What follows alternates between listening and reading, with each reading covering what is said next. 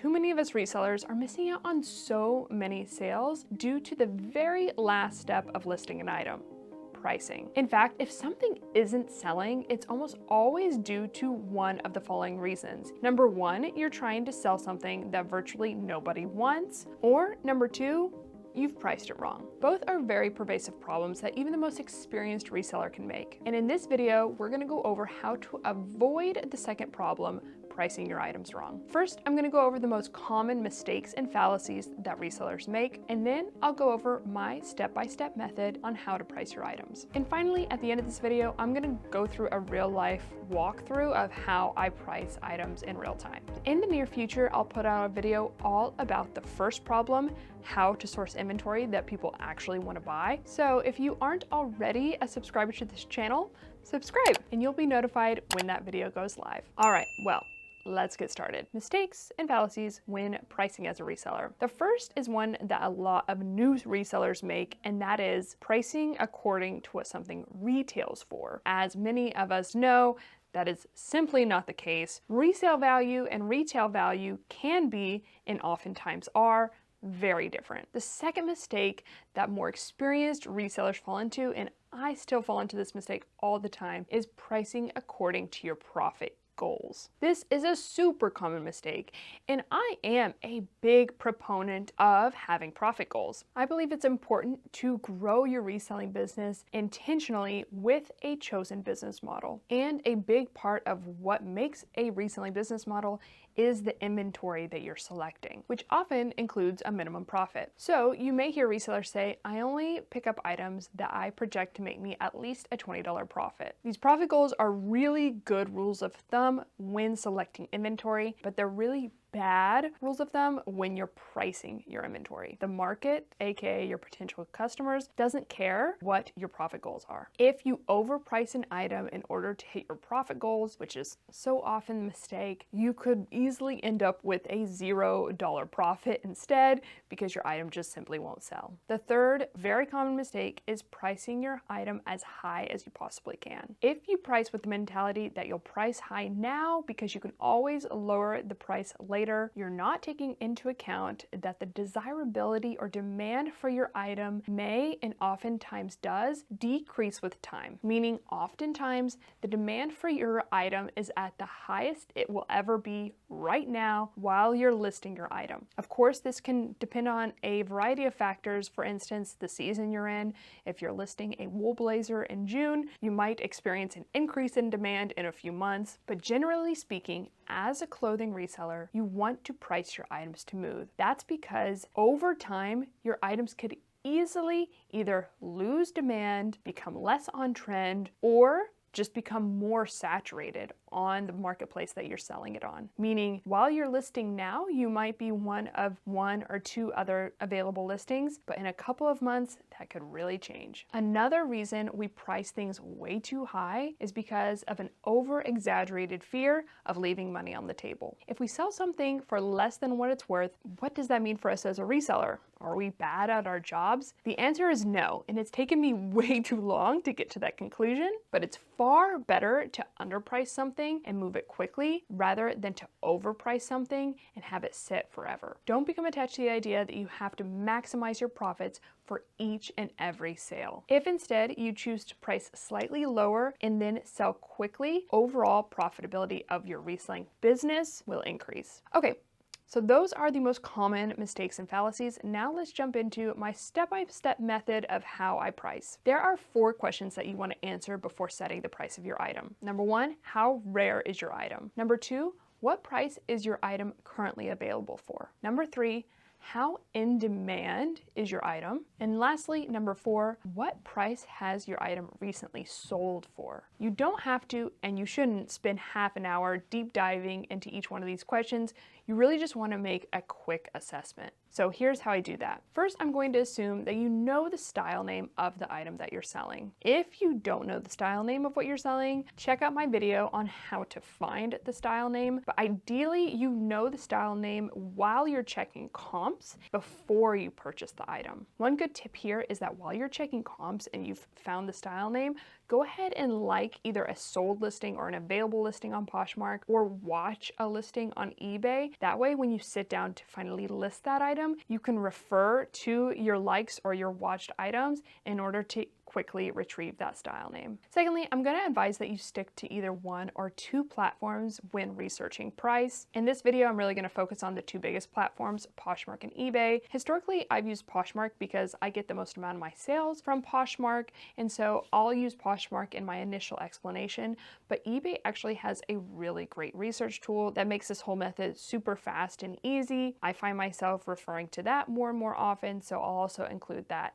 after my initial explanation. Okay, so let's answer our questions. In order to do so, we're going to look at two things: active comps and sold comps. Both are equally valuable sets of data. And for those of y'all who don't know what I'm talking about when I say comps, comps refer to comparables. If you've ever sold your house, for instance, you may have heard the term comps. Just like in real estate, in reselling, we're going to look to comparable listings of items that are for sale or have sold in order to assess price. So the first question, how rare is your item? First, we're just going to simply search the style name on Poshmark. By the way, don't pay attention to promoted listings. The first row is usually incredibly non-related to what we're searching for. If absolutely zero listings are generated by searching the style name, your item is very rare. And this can be a really good thing or a really bad thing, depending on your answers to the next questions. If instead a lot of listings are generated from your search, your item is probably not very rare. And in this case, you're going to want to further filter by size, color, and condition. This is really important to do so in order to assess how many listings are exactly like yours available on the market today. If there are a ton of listings exactly like yours,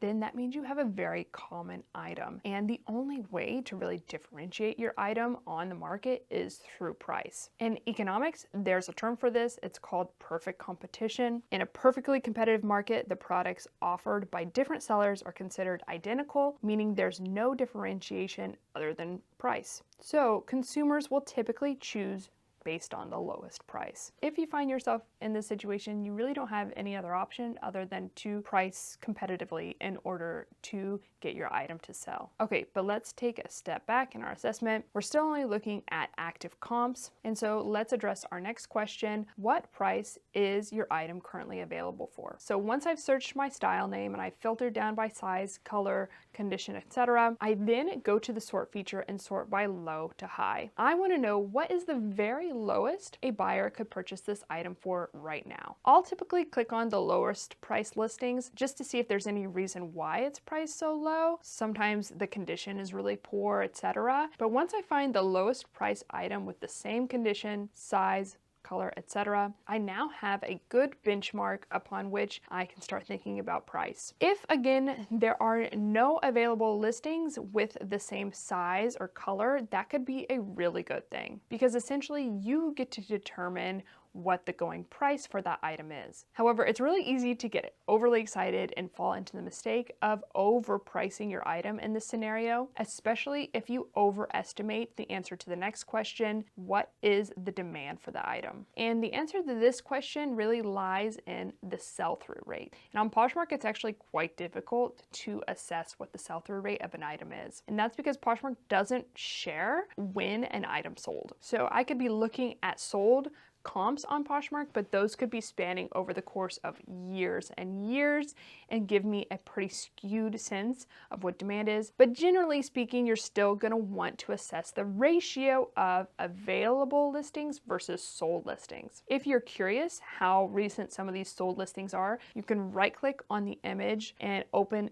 that image in a new link, and then within the image URL you can see when that item was listed for. If it was listed recently and it's sold, that means that it's selling pretty quickly. But oftentimes I don't really go that far into the weeds. You just want to get an overall assessment of the active to sold ratio. If there are far more sold listings than there are active ones, that indicates high demand. If there are far more available listings than sold ones, especially if the sold ones haven't sold that recently, then that's low demand. And then our last question, what price has this item recently sold for? This is probably the most important question to answer because there are a lot of scenarios in which the sellers are just pricing their items way too high across the board. So if you priced just based off available listings, you might end up with a way higher price than if you looked at sold comps and saw what buyers are actually willing to pay for that item. So take that benchmark number that you found when you were checking active comps and then look at sold comps and make sure that people are actually willing to pay that price or 20% less than that price. And I say 20% off that price because for clothing at least, buyers are typically expecting to pay about 20% less than the listing price. Okay, so we've come to a number. We've taken that available comps benchmark number, compared it against our sold comps to make sure that buyers are actually willing to pay that. Then we want to think about demand and rarity. If your item is very rare and in high demand, you really hit the sweet spot. This is what, as resellers, we should all be looking for ideally, and you'll be able to price your item high if you want. But again, don't feel bad if you're still going to price competitively and price to sell. Because again, like I said, this item may be rare and in demand now, but if you overprice and let it sit, this situation could change a lot in a few months from now. If your item is not rare but is in high demand, that's still a good situation to be in. You're just going to want to price according to the market on that benchmark number like we talked about. If your item is not rare and demand is low, you're going to be in the worst case scenario where you're just going to want to price low, cut your losses, try to move that item sheerly based off of price, and try not to source that kind of inventory in the future. But it happens to all of us. It's okay to claim a loss. I still do it within my business. Just take the loss, move on, recover what you can, and try not to source like that in the future. Okay, you are going to want to pay attention to demand and rarity because if you only pay attention to the active price and the sold price, you can end up with a lot of inventory that is technically priced correctly, but no one really wants it, especially for the going price. However, perhaps if the item was priced really competitively, really low, there are buyers out there who would be willing to purchase at that price. On eBay, this whole process is simplified by going to the research tab. You can search your style name there, and then you can go to the active tab to see what available comps look like and the sold tab to see what sold comps look like. There's also a very nifty average sales price and sell-through rate just provided to you on a platter, which is really handy. However, this eBay research option is only really viable if you have a specific style name that moves enough of volume in order to provide accurate data. If you have a rare item, you might not be able to use eBay research, which is fine. You could still be in a really good spot. You might just have to broaden your search and look on eBay, look on Poshmark, try to quickly acquire as much data as possible in order to come to a price. But that does bring me to a question I get a lot, which is, what if there are no available or sold comps for my style? I've run into this situation before when I've sourced items that are still available, for purchase on the retailer's website. It just is so new that it hasn't hit the resale marketplace yet. And that's a really good spot to be in. It usually means that demand is fairly high and I can set the price at what I want it to be, still pricing competitively enough to get it to move quickly. But this situation can also be risky if there are no comps for virtually any other reason. I would say just price based off of similar styles by that brand. But if there's just very little data on that brand, you're kind of in a risky spot because you're kind of flying blind. Just price based off of any data that you can get off that brand. Okay, so now I'm going to bring you along with me while I price a couple of items in real time and just do a walkthrough of how I implement this method in my business. All right, so I've got 2 items here that are all ready to go.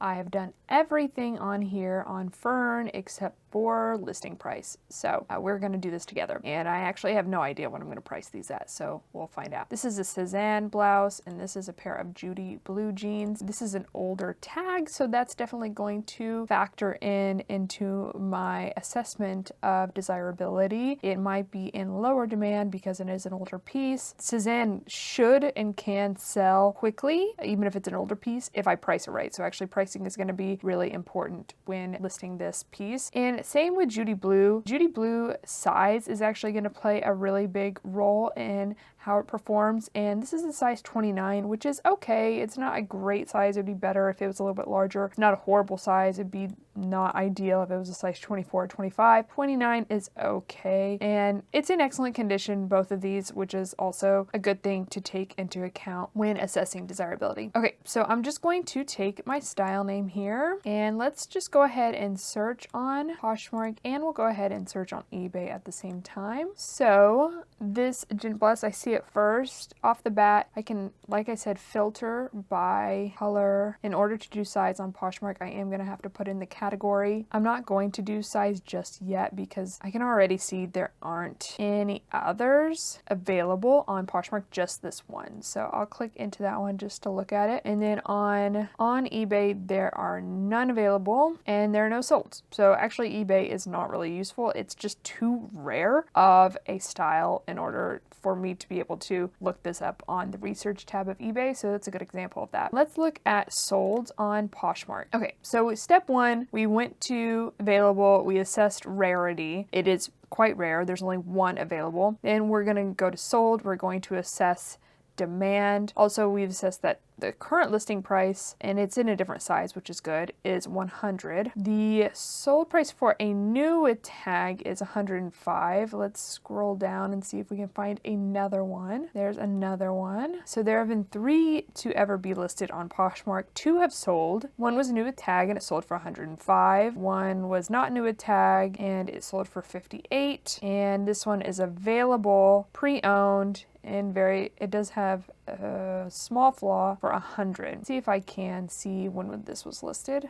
So just in October, so that's really not that long ago. So that's not a lot of data in order to make a decision on. What I can do, like I mentioned at the end of the video, when there's not a lot of data, I can look at what other similar styles are selling for, and it looks like around $60, which is about what this one sold for, 58. So that is a pretty good benchmark. If I do 20% on top of that, maybe somewhere around the $80-$85 range is what I'm going to price this one at. Maybe we'll start with 85 on eBay, and on Mercari I like to price that's 99 cents, and then on Poshmark I'll change it to 85. Okay, so let's jump over to something that's probably going to be a lot less rare. Judy blue mid-rise bootcut jeans. Okay, so I'm searching on Poshmark and I'm just filtering down by blue jeans. I'll also put it into eBay research. Just off the bat, this is a pretty good sell-through rate and this is a pretty good benchmark. Okay, so mine are dark wash, so it looks like this one. 42, 45. Let's see. Actually, I might as well just filter down by size. So 29, low to high. These are all light wash. Interesting. Doesn't even look like there's any in, maybe this is the dark wash in size 29. That's actually pretty good. The fact that I filtered by 29 and then all of these are a different wash, and then this is the only wash available in this size, and its new tag was 60. So I'm thinking, you know, maybe 45, because mine's pre-owned, would be a good size. So let's go to sold. So we've assessed rarity. It's actually quite more rare than I was anticipating. When I look at solds, I want to change the sort by just shared, just to see what it's most recently selling for. This is a really good comp to look off of. 37 for size 29, the same color. Got 49, 30, 40, 34, 33. So I'm thinking that $45 mark, or maybe 40, and it's selling for 32. See how recently. This was listed in November of 2024, so that's actually pretty recent. So if I listed at 45 and I sent 20% off offers, which is what I typically do, then it would sell for 36. I think that's a good place to price it at, actually. I was actually anticipating selling it for less or listing it for less, but now after doing my pricing research, I would say to land at 45. Let's just check eBay, and average listing price is 48, so I'm really pretty close to the mark there. I don't see a lot of dark wash. Dark wash might actually be a really good selling feature for me. Here's one. I think that's actually the same one for 40, but it's got $11.40 shipping. So I would be overpriced on that. So that makes me kind of actually want to list it a little bit lower, just because I don't want to be holding on to these Judy blue jeans forever. So if we listed at 38, it would sell for about 30, which I would not be mad at, and we'd be pricing really competitively. So I think I might do that just to try to get these to move quickly. And again, 32 is the average sold price, so I think pricing at 38 is a good move. I could price it at 45, that would be the higher end, but I'm gonna go with 38. So just to recap, we searched for the style name, we sorted by low to high, filtered by color and size, and that gave us a sense of the rarity of the item and what it's currently listed for. Then we went over to sold. We sorted by just shared in order to get a sense of what item is currently selling for. And we take stock of the demand. So it seems to be that there are a lot of sold listings compared to available listings. So demand seems pretty high for this style of jean. So I feel really good about the price that we landed on, and I think it should sell pretty quickly. All right, y'all, well, thank y'all so much for watching. I hope you enjoyed this video and got some value from it. Let me know in the comments down below if there are any other pricing tips or strategies or techniques or methods that you use that have really helped you within your reselling business.